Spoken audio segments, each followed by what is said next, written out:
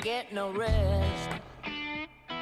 No, no, I've been down so long that my mind can't get no rest. No, no, this ain't easy, darling, 'cause the devil's on my trail. I've been running so long that my feet don't work no more.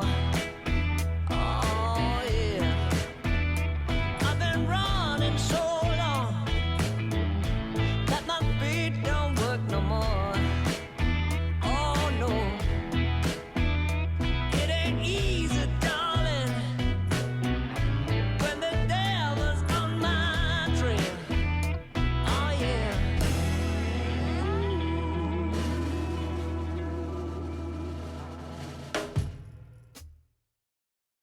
Welcome, everyone, to another exciting edition of 6 Feet Apart with Sean and TJ. Brought to you, as always, here from the friendly confines of Felix E. Martin Jr. Hall. Our guest today is Circuit Court Judge Brian Wiggins. Welcome, Judge. Good to be here, gentlemen. I appreciate the invite. Thanks for having me. We are innocent until proven otherwise. That's the law. That's right. Thanks for coming along. It's good to have you here. I'm sure it's been an interesting time for you these last few months. It has been eventful for the court system and for me personally, as it has for most, I suppose, everyone that I know. We've been dealing with a lot of issues in court. All of us have our personal issues that we've had to deal with during this crisis, during this pandemic. But I think every once in a while, I think we're seeing the light at the end of the tunnel, and then I get fooled. I realize it's no, a train, and quite. you got to step out of the way. Yeah. I guess are your family doing okay? Yeah, everybody's doing well, thankfully. Everybody is doing well. We've been nervous off and on, had a few different issues that have come up over the course of the last several months, but everything has worked out, and everything's going well. And everyone's courthouse, co-workers, and everybody as far as you know? Oh, yeah. Yeah. I guess we should sort of start with our usual format here. We call this Bridging the Gap, where we let our viewers get a little closer look. Get a little closer than 6 feet apart. So sort of let people know your background and how you got to where you are. Anything else that you want to share? Well, I was thinking it's kind of funny talking to you guys. I've watched some of these other episodes that you guys have posted. Well, we've had one viewer then. And it's interesting because a lot of those folks that you interview, I know you probably did not get to know until you were in your positions that you have now. May not have known those folks, but of course, the three of us, we've known each other since we were all kids. So it's kind of weird talking to you guys and way too long telling these tales. But anyway, as you guys know, So we're fact checking him as he says these things just to make sure that he's telling the truth. I've got to be completely upfront on all this because Right. you will call me out on it. Exactly. But grew up here in Muhlenberg County, of course, from Muhlenberg County. True. Grew up, as a matter of fact, just not too far away from where TJ grew up, Cherry Hill community. Just a four-wheeler ride away. That's right. Lived there off Highway 70, where all my family lived. Grandparents, aunts and uncles lived across the street. Wiggins compound. And I built a house right there in that community and still live there today. But went to college at the University of Kentucky, and had always thought I wanted to do something. I had initially thought when I went to college maybe I wanted to be a professor, something like that. Studied history, studied political science, and but I also, because of my close ties with Muhlenberg County, wanted to come. Part of me wanted to come back to the community, settle here, raise a family here, and I thought, well, of course, I've studied political science, studied history. Most folks that you talk to that study those fields in undergrad, oftentimes they will end up going on to law school. That's a good groundwork is laid in those subjects for law school. So, and I thought to myself, well, I can go to law school, and you can practice. If you're a competent, good lawyer, you can make a living anywhere. So I can hang a shingle back in Muhlenberg County and go into practice. And so that was the plan. And before while I was thinking about those types of things. My dad was good friends with Charles Elshad, who served here as the district judge for 20 plus years. And my dad said, you know, you might like to talk to Charlie. He may be able to give you some sound advice about law school, about the practice of law, those kinds of things here in a small community. So we got in the truck one day and rode out to his house, and he met with him there, talked to him in his front yard, and he said, well, you know, this summer, if you want to come up to the courthouse and see what I do and watch some of the local lawyers practice their cases, I'd be glad for you to do an internship this summer. So spoke with UK, got everything lined out with UK, and followed him around, followed a lot of the local attorneys around in that summer. That was in 1993. And, you know, at the end of that internship that I did with him, he said, well, did you learn anything? What do you think about the district court and about the legal field, you know, the practice of law here in a small town? Did you pick up any insight on that? I said, you know, I really did. I said, I really enjoyed it, and I thanked him for the opportunity. And it was funny because we also, during that conversation, I said, you know, if you, at some point in time when you decide to retire, I would be very interested in your position. And he just kind of laughed. And he said, well, that's certainly a possibility. Well, lo and behold, a few years later, after I'd finished law school and was back practicing law, he retired, and that opportunity became available. I ran for the district judge position, and that was in 2002. And I was elected and served as the district judge, which presides over traffic court, misdemeanor court, things like cases involving driving under the influence. I presided over small claims court, juvenile court, those areas. I did that for 7 years, and then David Jernigan, who was our circuit judge for 12 or 13 years, he retired, and I was appointed to replace him, to fill that vacant seat, and I think that was in November of 2009. So since 2009, I've been serving in my current position as circuit judge. So going on, I guess, 11 years now. Did Judge Elshad feel like the young apprentice had fulfilled his destiny by taking over? Throw a little Star Wars reference in there.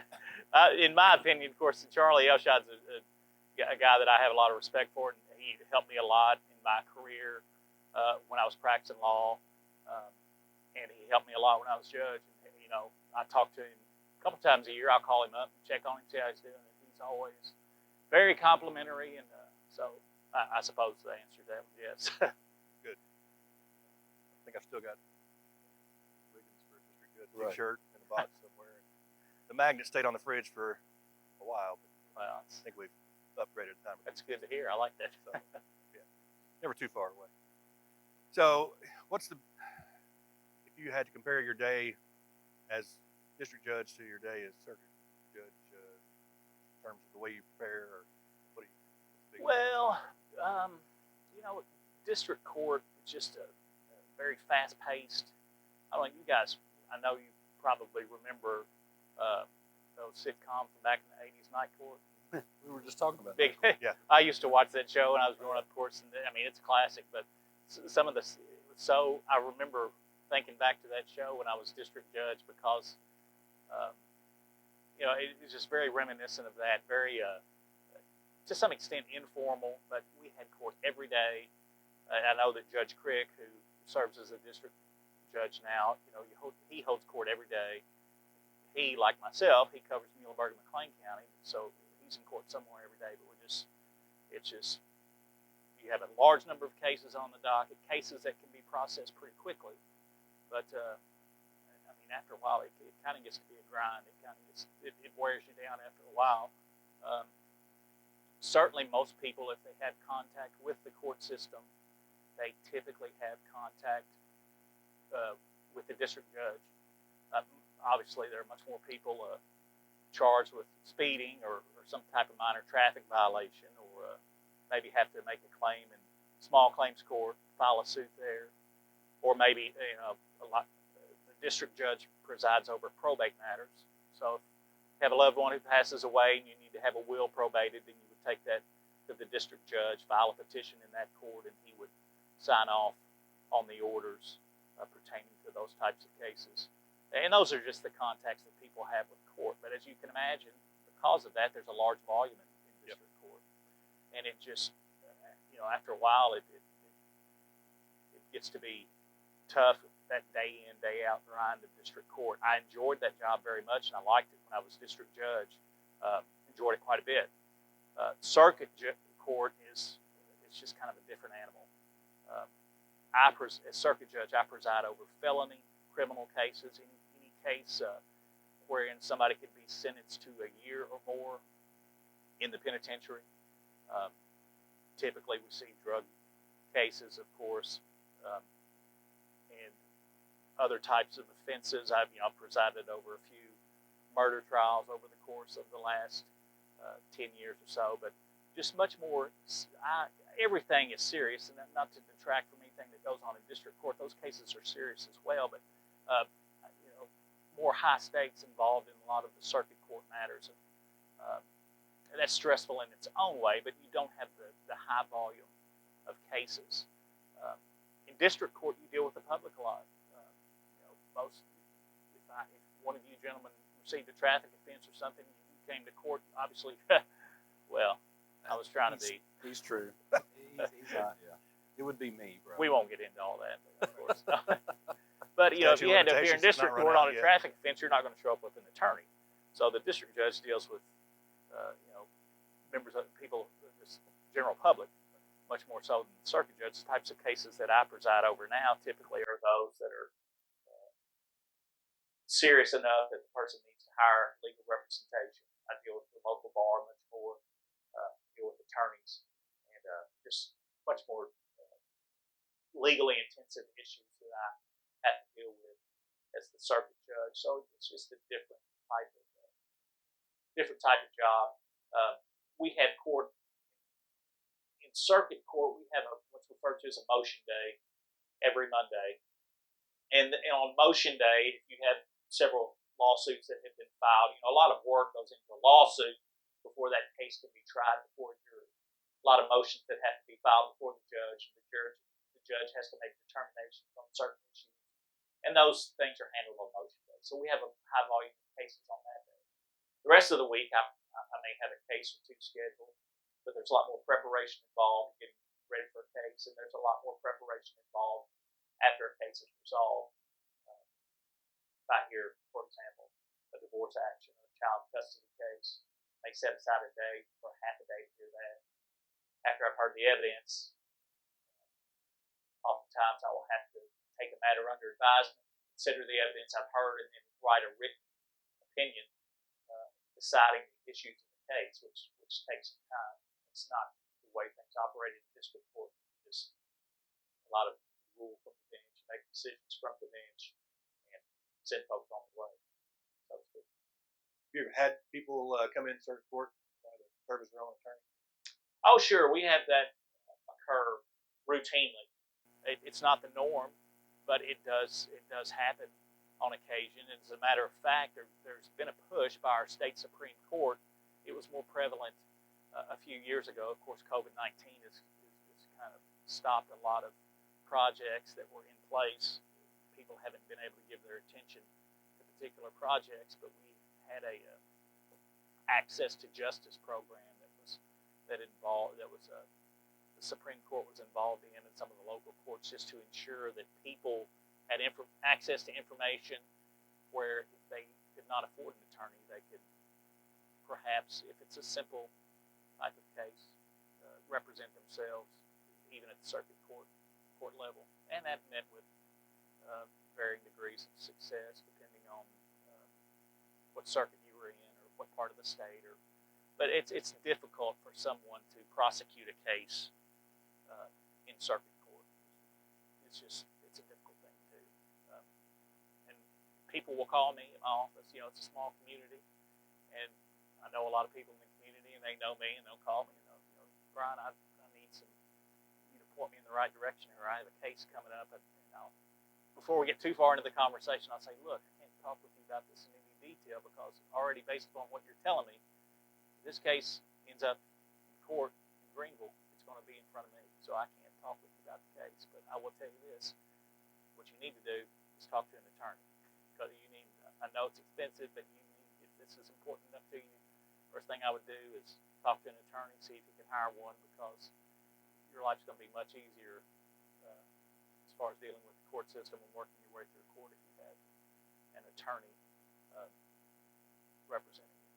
I haven't played an attorney on stage. I played a doctor several times. No attorney. I think I'm ready to take on either skill in the real world. So, good advice. If any roles come up, you're cast as an attorney, be sure and let me know. I want You will be my first call. We'll put you down as a technical advisor. There you go. So, what changes have taken place or are taking place at the courthouse? What's the format like now? Well, we've talked about this before, but for a few months, there from about the 1st of April to the 1st of June, the courthouse and the judicial center where I am here in Greenville they were essentially closed, and you could only gain access to the building if there was an emergency situation. We had signs posted on the door. You would call us a specific number if you needed immediate attention from the clerk's office or from the courts. Of course, we opened up to a limited extent on the 1st of June. Our buildings are now open. Judge Crick is conducting court several days a week now. But of course, we have to try to limit the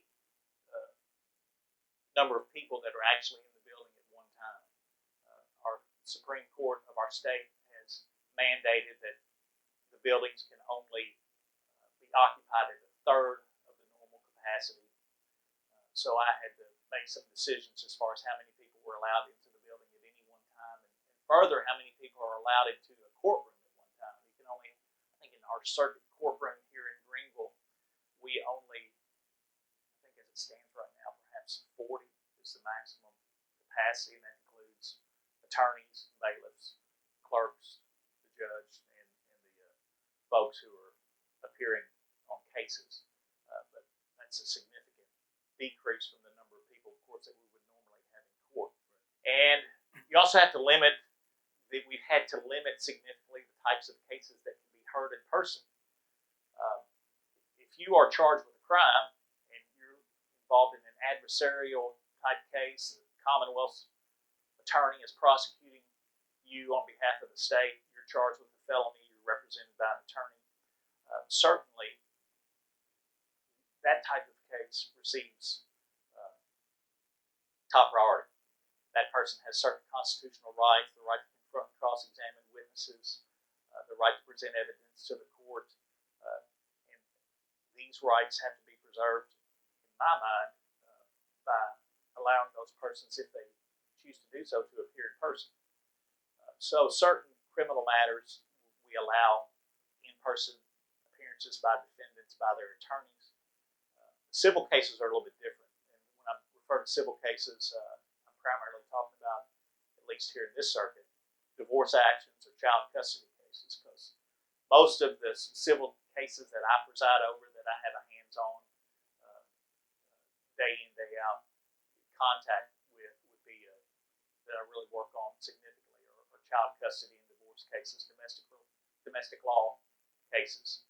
Those cases are now, unlike prior to COVID-19, unless I grant an exception in a particular case, depending on what the circumstances are, we have to conduct those hearings remotely.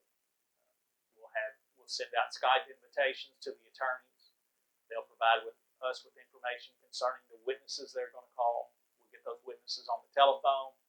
We'll conduct hearings telephonically. We'll conduct them remotely, whatever we need to do to ensure that we get the case heard. But we just can't. We can't open up the courtrooms at this point to those types of cases, just because of the significance of the fear, I should say, of the courthouse being a place where the virus is spread. You all are familiar with the contact tracing and that type of thing that's going on now. Certainly wouldn't want to be a situation where we're conducting a hearing in court, or we're holding court, and there were too many people in the courtroom, and that caused an outbreak that spread to other parts of the county. So that's our main objective. I want to ensure that people have access to the courts. I mean, that is of utmost importance to me that people have their day in court. They have access to the court system, but at the same time, we have to protect those that work in the courthouse, the clerks, the deputy clerks, all of those people involved, the law enforcement officers, bailiffs, folks that work security that are on the front lines there seeing all these people as they come in and out of the building. We have to protect those folks. We have to protect the community, make sure that we keep this thing contained. So we're trying to strike a balance, and it hasn't been an easy thing to do, but it's worked so far. So what about everybody's favorite thing, jury duty? If there's a jury case, what does that look like now? I was going to bring that up if you didn't. One of the primary concerns for the judicial system across the state, I've had conversations, Skype meetings with other judges, are scheduling jury trials. And as of right now, the Supreme Court has issued an order that indicates we cannot conduct any jury trials at least through August the 15th. And I strongly suspect by the end of the week, the Supreme Court will issue another administrative order that extends that later on into the fall, perhaps mid-September, maybe perhaps even at this point mid-October or early November. So all those cases that require a jury are just getting... Those cases are going to have to be rescheduled and moved out to, at least at this point. Wow. But they're going to have to be moved out at least until past August the 15th. Now, I will say this. We do a great job of keeping caught up on cases that are pending before the court. Our prosecutor who prosecutes cases in circuit court, Ralph Vick, and our county attorney who prosecutes those cases in the district court, Ryan Rice, they are hard workers. They stay on top of their caseload, and they take the necessary steps to see to it that those cases are moved through the court system. The defense attorneys, I'm dealing with some good defense attorneys that are really doing a good job of representing their clients, but also cooperating with the court and the prosecutors with regard to the issues that we're facing because of COVID. We work at I work with a local bar where most of the folks get along pretty well. It's an adversarial type situation, of course, if you're dealing with a criminal matter, but still everyone's respectful and everybody understands that we have to try to cooperate and work together. So I'm very fortunate in that respect. And the community, whether it realizes it or not, is also very fortunate in that respect. But more specifically to the issue of the jury trials, you have to remember that, and let's think about the criminal cases, for example. Criminal cases, most of those cases are resolved by someone who is charged with a crime entering into a plea agreement. They negotiate a plea agreement with the prosecutor, and those cases usually are resolved without a trial. In excess of 95% of those cases are resolved without a trial. When COVID-19, when this pandemic first came on the scene, so to speak, we were caught up. We didn't have a lot of cases that needed to be moved out a significant period of time. At least I'm speaking for the circuit court matters. We've had to schedule some trials, and we've had to move a few trials since then. But I think compared to a lot of other circuits who have heavy caseloads around the state, we do have a heavy caseload, but we've managed to stay on top of it and ensure that we stay caught up as best we can. And I focus on criminal cases because for two reasons. One, of course, the defendant who is charged with a crime has the right to a speedy public trial. You don't want to jeopardize that person's right to a speedy trial. You want to ensure that that right is preserved. But just as importantly, the community has a right to ensure that those cases are resolved in a manner that protects the public, in a manner that takes into account what the public expects of the court system. And if you are having to delay cases and move cases out and nothing's getting resolved, and you don't serve the public well, I don't think, and you don't serve the defendants, and you're not sufficiently protecting their rights. So those are two things that are always in the forefront when I'm dealing with these issues. And I know it's in the forefront when the attorneys are discussing these matters and trying to work out these cases. going to take a break real quick and get a word from our sponsors. We'll be back with a lot more with Circuit Judge Brian Wiggins.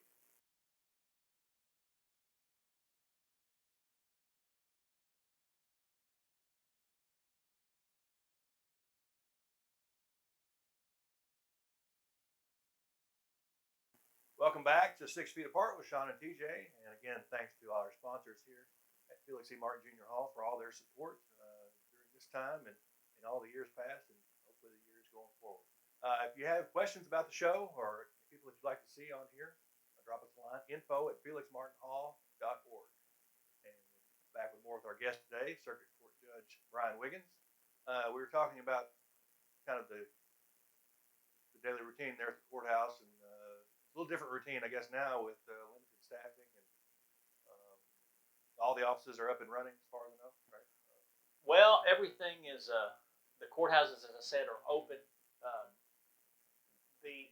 Unfortunately, and it's just, again, the issue of making sure that we hopefully contain the spread of the virus, but we have been directed by our state Supreme Court to limit our office staff to 50-50. So we have our circuit clerk, Cameron Laycock, has a schedule in place where half of his staff, which typically would be 10 or 11 employees working every week, he has 5 or 6 staff members in on a Wednesday to Wednesday rotating shift. They will switch out at noon. So today at noon, there's going to be a new shift starting, but they're on that 50-50 staffing.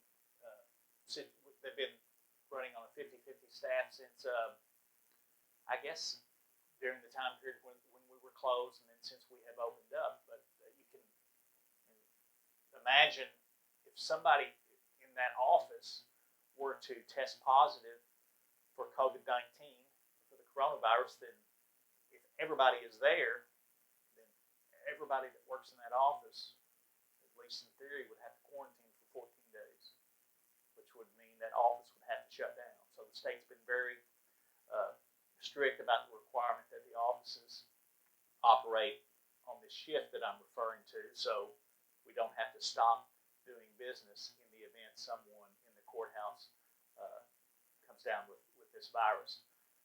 It's made it difficult for the folks that work at the courthouse, the deputy clerks, the ladies that work in Mr. Laycock's office. I mean, they have gone above and beyond.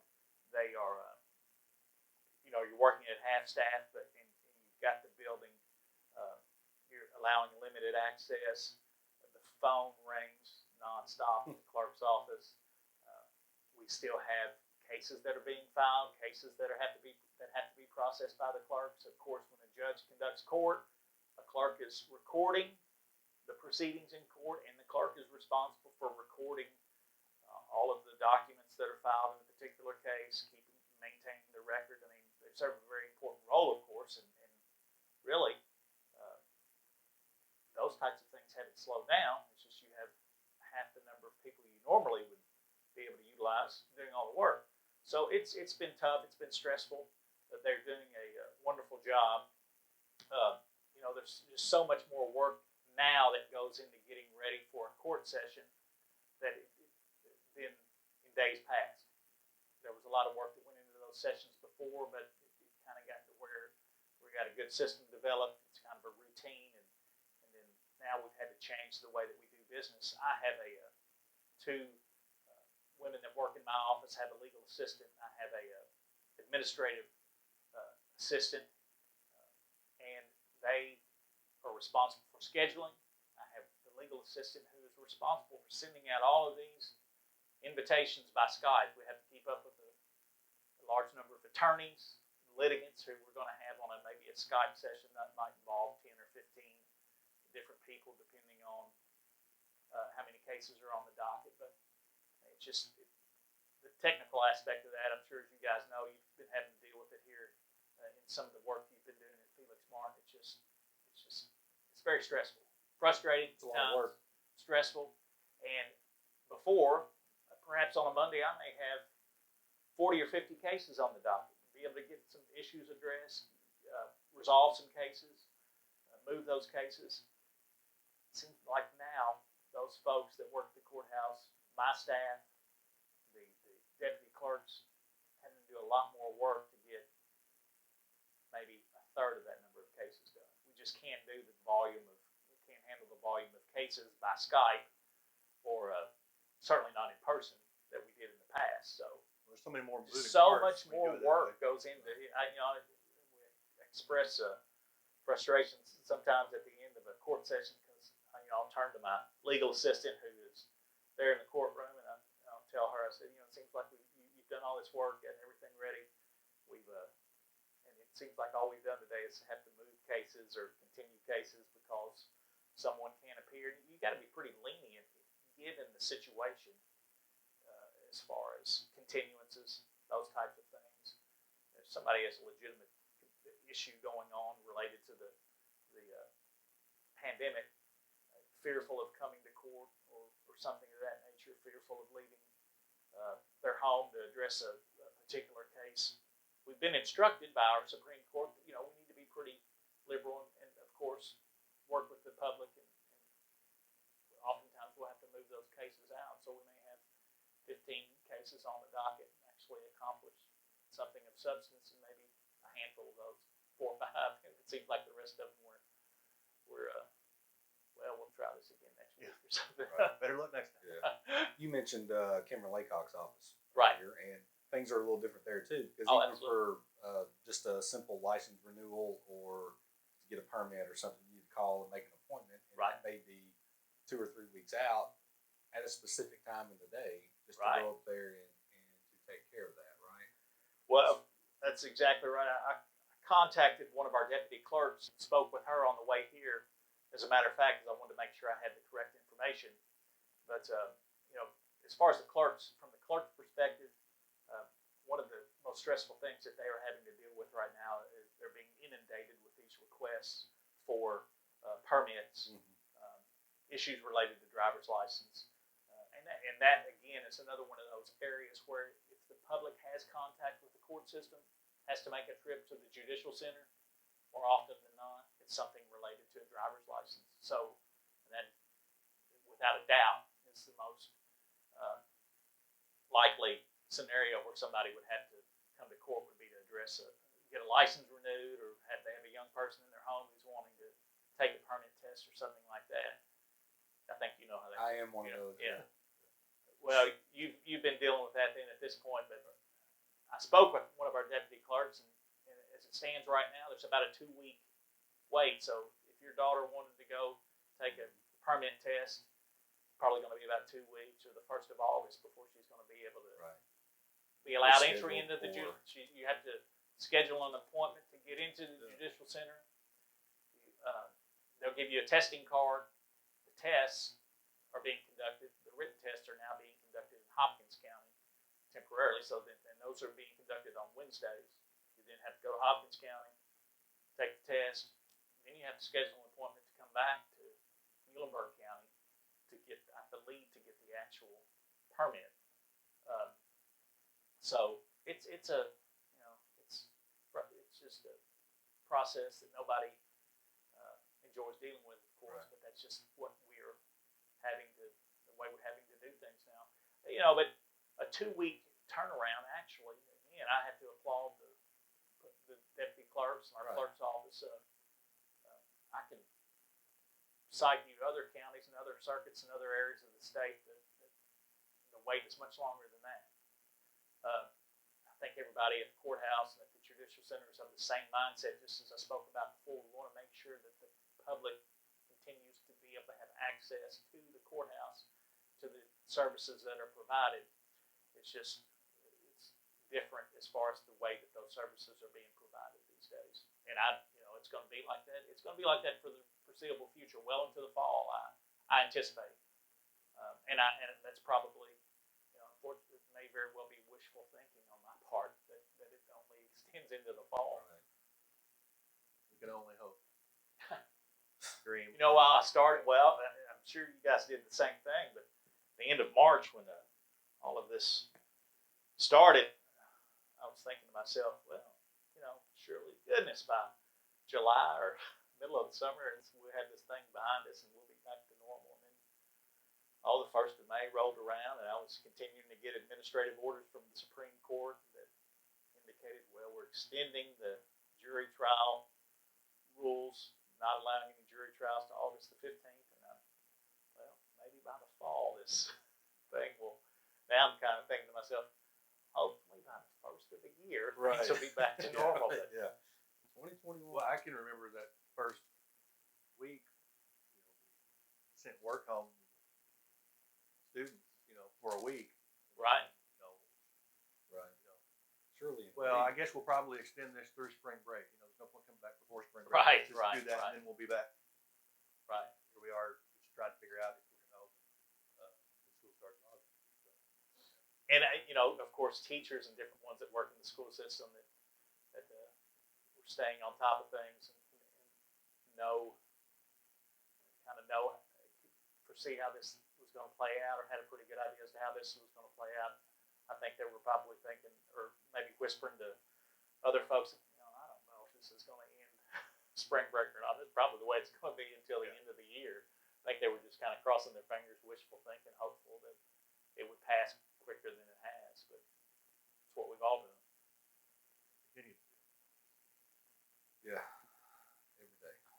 So what do you, when you do escape from the courthouse, and on rare occasions, I come to talk to a couple Bald guys. of bald guys on stage. What's keeping you busy these days? Different things. Of course, I have a daughter who's 11, a son who's 8, Lily and Charlie, and they keep us entertained when we're home. My wife, Alicia, of course, she works at the Farmers Bank there in Central City. She's the branch manager there, so she's had to work throughout this entire period. I referenced the fact that the courthouse, 50-50 staffing, and the banks, to a large extent, have been 50-50 staffing, but since she is the branch manager, she has not been a part of that 50-50 staffing. She has had to work every day through this, which means, of course, on days that I may not have a hearing scheduled, I've had to really pick up the slack and assume those daddy duties. So, and tend to Lily and Charlie while she's at work. And that's hire a very lovely, pleasant, talented. Skillful. I can't refer to her as a babysitter, though. My daughter would be so frustrated with me if I referred to Delaney, TJ's daughter, who comes to our house and hangs out a couple days a week while I'm at work and my wife is at work. If A daily consultant. There you go. Yeah. fair enough.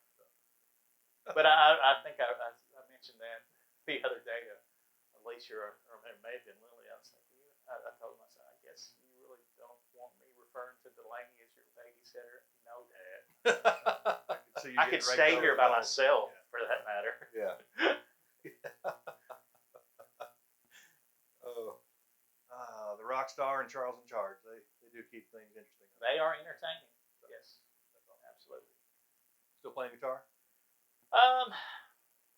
Some, not a lot. I do. Right before the COVID issue came up, I was a minister. I've been the music director at my church, Cherry Hill Baptist Church. I've raised in that church, attended there for the most part ever since I can remember. I've been the music director there for about maybe 8 or 9, 10 years, somewhere in that time frame. And I resigned from that position right before all of this chaos came upon us. And when I was active as the music director, I played the guitar a lot. I played church and played things, getting ready for church, that type of thing. But that kind of kept me involved as far as in music and that type of thing. But I resigned from that in February, and since that time, I haven't picked up the guitar much. I haven't played a lot of music.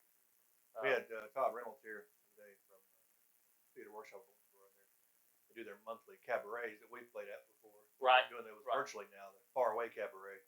So brush up a few tunes and we'll get together, film those, send them in. That'd be great. That'd be good. I can, sing way back. going to have you film. It's probably better. Oh, I think we ought to let TJ sit in. I've been in a few situations where he sang backup before. It wasn't bad. It's been several years ago though. You don't remember very well. No, I can name the song. But another thing that I do,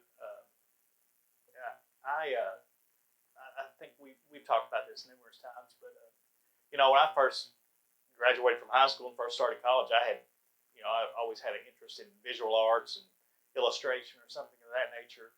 I thought maybe I would go into that field. Instead, I ended up going to law school, but I've kind of picked up that as a hobby again.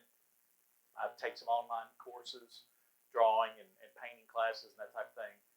Really been involved in that. That's kind of another Yeah, I know you had thing that you had your artwork displayed here at Thistle Cottage, and Oh, yeah. had a booth at Squash and Gobble Right. last year.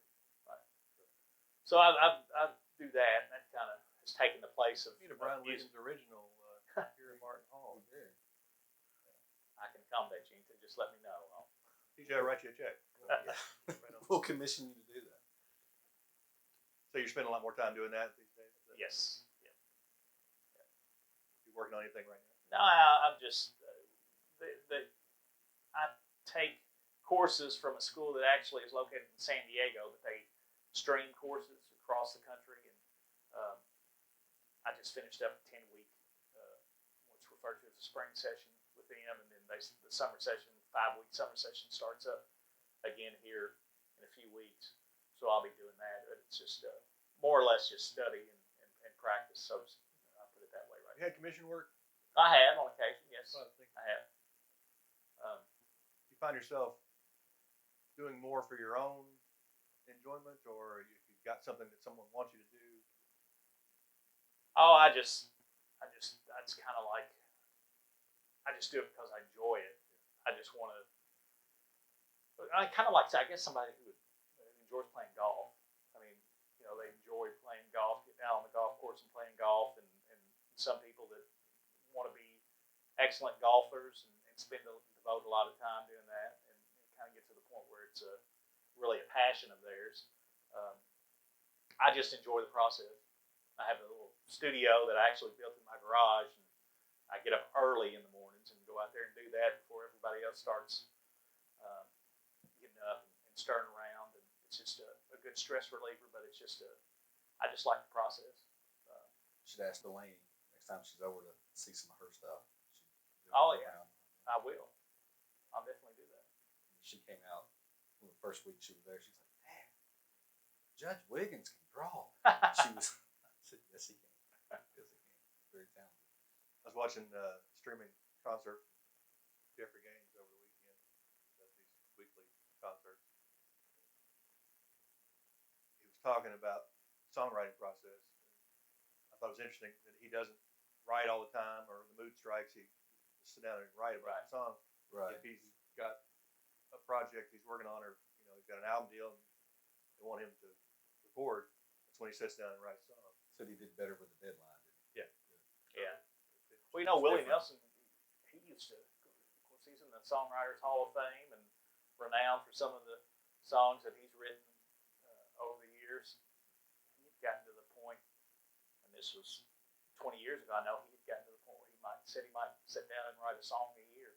Yeah. And he's, in my mind, one of the best songwriters that's in popular music. You can name some of the songs he's written. I think he wrote "On the Road Again" on the back of a napkin or something, set in a diner. Yeah. But anyway. Which is fitting for that. Right. Well, at this rate, at this point in his career, one a year is still adds plenty more to his catalog. Yeah. But like somebody like Jeffrey Gaines, so he may sit down and just write a song or a handful of songs facing a deadline, but still, as far as music and playing music, I mean, that's something he does. It's just like getting up in the morning and brushing his teeth. Right. It's just it's a lifestyle for him. It's just what he does, and to be successful to the level that that's just the way it is. And then even with this, this art, like I said, I had thought about doing that when I was a teenager, going into college. People don't recognize realize how difficult and how much work is involved if you decide to take that career path. I mean, it is this Malcolm Gladwell, 10,000 hour. I'm sure you guys are familiar with that. You know, you have to work in order to be a master at a particular vocation, whether it's athletics or music or whatever it is. If you're an attorney, for that matter, before you really can be considered an expert, you have to devote 10,000 hours to that, and that's just he came up with that number based upon a lot of different research, and it's not necessarily 10,000 hours for everybody, but that's a lot of time. A lot of years. Talk show hosts in about 9,000. In about 30 years from 900, now, you will have this down. 2120. Yeah. Yeah. Yeah. That's probably not going to happen. Right. We could put that much time in. I still. Anything else going on in your world that you want to share? Something we haven't covered? No, I just want to make sure that the public knows what we spoke about. I want to make sure that they understand that the courthouse, the judicial center are open, providing services. Want to ensure that they have access to the courts, and I'd be glad to provide you guys with some information that maybe you can run across contact information where they can contact if they have any issues that come up, if they need to. They can contact my office, speak with my legal assistant, or certainly the information for Cameron's office, Cameron Laycock's office. Yep, we'll put that on there as well as any embarrassing photos from years past that we've come up with. They are out there. You had a lot more hair back in those days. I had a lot more hair back in those days. You had a bit more yourself. Yeah. You still got I just couldn't lovely go all back in hair, like just you what- did. I had Right. the mullet. Of course. He was business in the front. Yeah.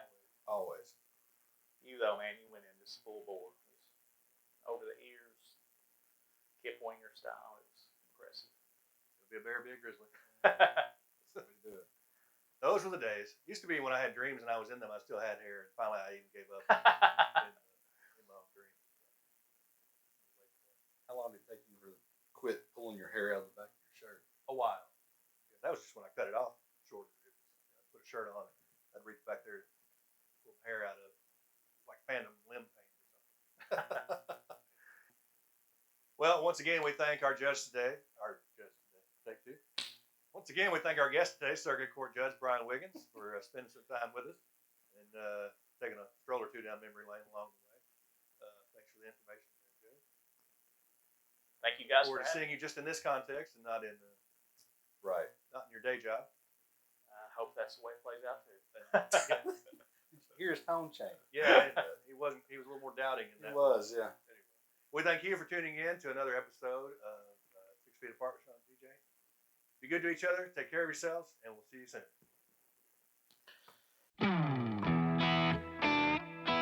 Woo!